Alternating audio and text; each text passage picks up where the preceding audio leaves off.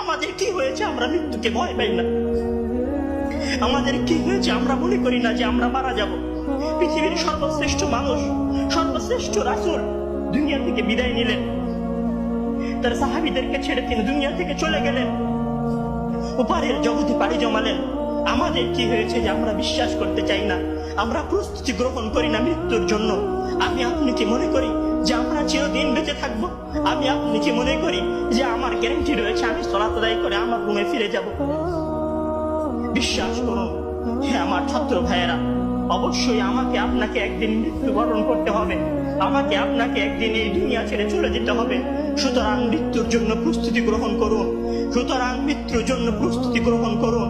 সেই দিন আসার পূর্বে, যেই দিন মৃত্যু আপনার দরবারে উপস্থিত হবে এবং মহান আল্লাহ তাআলাকে আপনি বলবেন, ইয়া আল্লাহ, আমাকে স্বল্প একটু সময় দিন, আমাকে স্বল্প একটু সময় দিন, আমি ফিরে যাই এবং কিছু নেক আমল করে আসি। কাল্লা ইন্নাহা কালিমাতুন হুয়া কাইলুহা। তখন মহান আল্লাহ তাআলা বলবেন, কোনো সুযোগ নেই, এটা তো তার মুখের কথা মাত্র, সে ফিরে গেলে আবারও আমল করবে না, সে ফিরে গেলে আবারও আমল করবে না। সম্মানিত ভাইয়েরা, সেই দিন আসার পূর্বেই প্রস্তুতি গ্রহণ করুন, সেই দিন আসার পূর্বেই প্রস্তুতি গ্রহণ করুন। জেনে রাখুন, সেই দিন উপস্থিত হয়ে গেলে আর কোনো আমল করার সুযোগ থাকবে না। সেই দিন উপস্থিত হয়ে গেলে কবরের নাজাত পাওয়ার জন্য আর কোনো কিছু করার সুযোগ থাকবে না। সেই দিন এসে গেলে 2 রাকাত সালাত আদায় করে আল্লাহর কাছে ক্ষমা প্রার্থনা করার কোনো সুযোগ থাকবে না। সেই দিন এসে গেলে রাতে জেগে 8 রাকাত তাহাজ্জুদ সালাত আদায় করার কোনো সুযোগ থাকবে না। এখনো সময় আছে। মহান আল্লাহ তাআলার দরবারে নিজেকে সঁপে দিয়ে তার কাছে ক্ষমা প্রার্থনা করুন।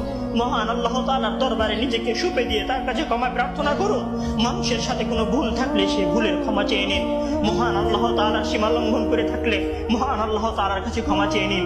সেই দিন আসার পূর্বে যদি সেই দিন এসে যায়, সেদিন আর কোনো লাভ হবে না, সেদিন বেঁচে থাকার আর কোনো সুযোগ হবে না, 1 সেকেন্ড সময় আপনাকে বেশি দেওয়া হবে না। সম্মানিত ছাত্র ভাইয়েরা, মৃত্যুর জন্য প্রস্তুত হন। মহান আল্লাহ তাআলা আমাদের সবাইকে মৃত্যুর জন্য প্রস্তুতি গ্রহণ করার তৌফিক দান করুন। আমিন।